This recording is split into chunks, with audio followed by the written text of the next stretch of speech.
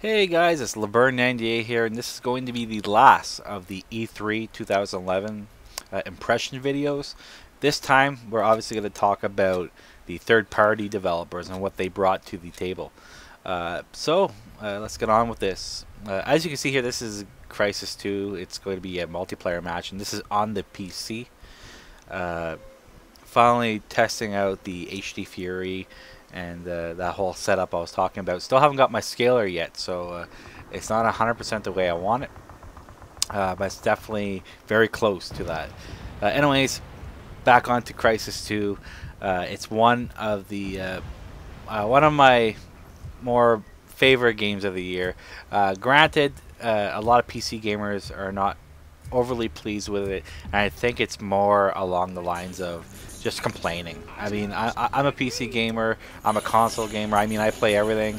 I liked Crysis, but while the single player was fun and the graphics are absolutely amazing, it didn't really keep me wanting to play the game. Like, the whole choice aspect of it was fun. I mean, for about maybe, I think I might have completed it 3, maybe 4 times. Warhead probably twice. It just didn't want me. I just didn't feel like feel compelled to continue playing the game after a while. And then let's face it, the online was brutal. I mean, Crysis Wars. I'm sure people are gonna like it, and this is honestly just my opinion. It didn't really do anything for me. But Crysis 2, well, it's not. I wouldn't say it's a better game than Crysis. I mean, there's a lot that Crysis did. You know, again, the graphics amazing. The whole open world aspect is somewhat gone in Crysis 2. I mean, you do have freedom to do what you want to do in Crysis 2's campaign, but it's not as open. But one thing Crysis 2 does that the original Crysis didn't do is it has a nice brisk pace to the campaign, and it keeps you wanting to continue. So that's what I liked about Crysis 2, and then of course the multiplayer. When I first heard that they were kind of going for this Call of Duty aspect to it, I'm like, wow, you like Call of Duty? I was like, well, you know, I didn't really know what to expect, but then again I said it can't be any worse than Crysis Wars, and I was pleasantly surprised at how fun the multiplayer of Crysis 2 really is. But anyway, on to E3 when it comes to third-party developers. So like I said, Crysis 2 was released this year, amazing game.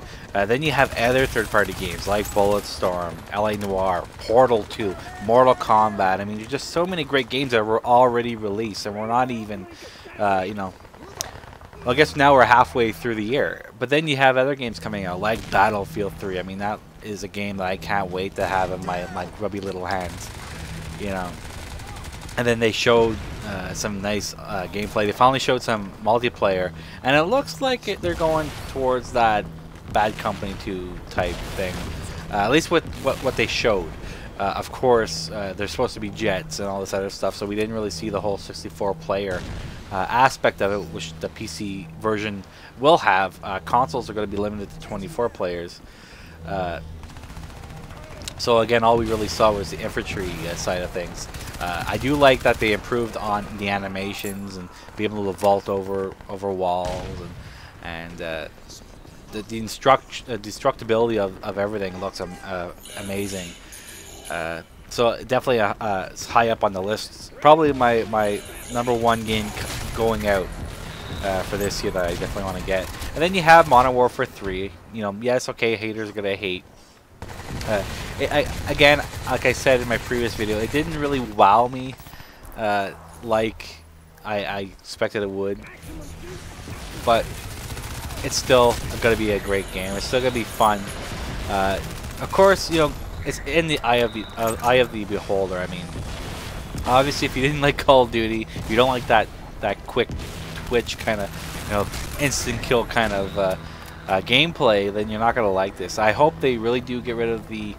I hope they go more into the Black Ops type of area where they did a lot right with Black Ops. You know, like you couldn't use the kill streaks to add on to other kill streaks. They took away Commando, although the knifing is still ridiculous. I would really love if they actually got rid of the knife, or do what they do in Crysis 2 and have it insta-kill or use the knife when you're behind the player, as opposed to, you know, running towards the guy and knifing him. I mean, but what can you do? I think Modern Warfare 3, I think it's going to be a good game. Definitely going to be a game I'm going to get day one. I'm going to wait and see, however, if it's going to be good on the PC based on the last Modern Warfare game, which didn't have dedicated servers. So I'm going to wait and see on that. Definitely picking it up for the PS3, though. Then, you know, you got other games like Batman Arkham City.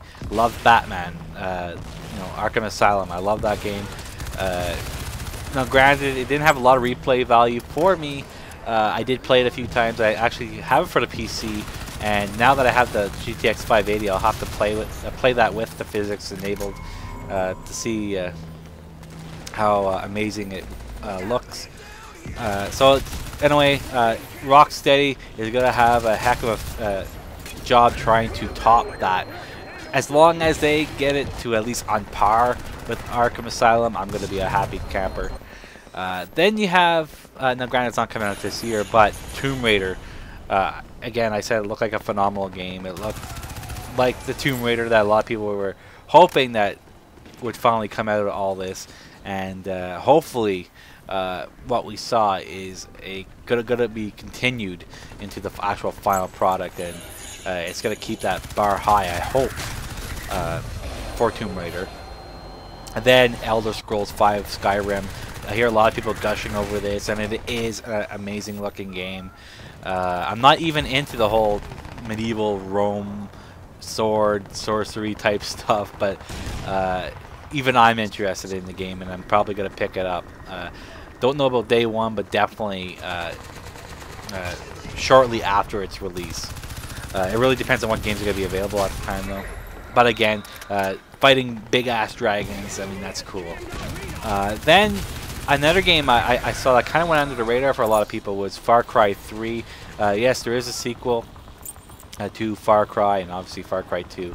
A lot of people didn't really like Far Cry 2, and I like aspects of it, but it's hard to really explain. Like, it didn't really reach what it could potentially reach.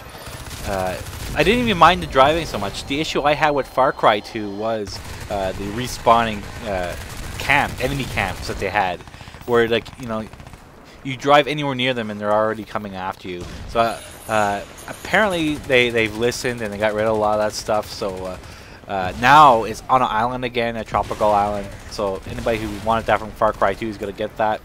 And they have more of a psychotic angle to it, where basically you're trying to escape the island from all these crazy people. So again, that looked like a good game. And then Overstrike, which is, you know, the Insomniac's game, finally looks like they're going more towards that comedy aspect, which is what they're known for, and obviously creative weapons. So combining that two in a different type of game is going to be amazing as well. And the last one I'll talk about, which is Payday the Heist, which is made by the developer formerly known as Grin, who are more commonly known for the atrocities, which were Wanted and Terminator Salvation. But they did do some good Ghost Recon for the PC. But the concept of that game looks like a mix between Left 4 Dead and, like, maybe Kane Lynch, you know, the bank heist type stuff. But it's going for that 4-player co-op, and hopefully there's some type of versus mode in there. But anyway, definitely check that out. It looks like a neat concept. Hopefully Grin doesn't mess it up. So anyway, until next time, take care, guys. See ya.